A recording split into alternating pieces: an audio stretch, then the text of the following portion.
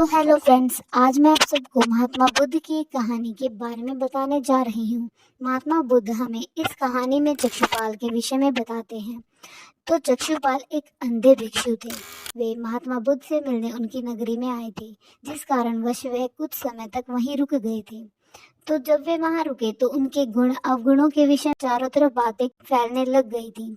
जैसा कि हम जानते हैं कि चक्षुपाल अंधे थे, तो उनकी कुटिया के सामने कुछ कीड़े मरे हुए पड़े थे, जिन्हें देखकर कुछ भिक्षु उनके बारे में बातें बनाने लग जाते हैं।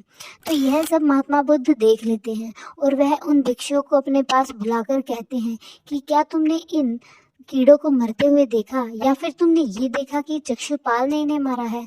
तो वे सभी भिक्षु इस बात से इनकार कर देते हैं।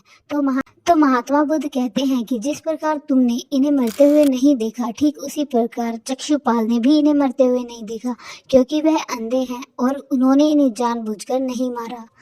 तो यह बातें सुनकर भिक्षु को बड़ा बुरा लगता है। वह पूछने लगते हैं कि आखिर चक्षुपाल अंधे क्यों हैं। तो महात्मा बुद्ध बताते हैं कि चक्षुपाल अपने पूर्व जन्म में एक चिकित्सक थे। तो वहाँ एक अंधी स्त्री अपनी आंखों का इलाज करवाने के लिए आती है।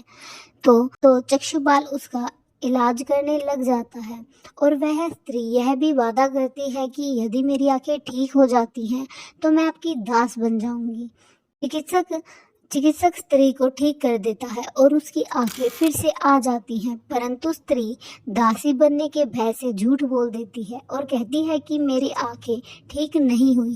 परंतु चिकित्सक को तो सब पता था, उसे पता था कि वह स्त्री झूठ बोल रही है, इसलिए चक्षुपाल ने उसे गलत दवाई देकर उसे फिर से अंधा बना दिया। उसके बाद वह स्त्री बहुत छटपटाई, रोई, परंतु चक्षुपाल ने नहीं माना। इसी कारणवश आज इस जन्म में वे अंधे हैं। तो इसी के साथ हमारी कहानी खत्म होती है। और अगर आपको हमारी कहानी पसंद आई तो प्लीज़ हमारे चैनल को सब्सक्राइब करें और हमारे वीडियो को लाइक एंड शेयर करें। Thank you for watching.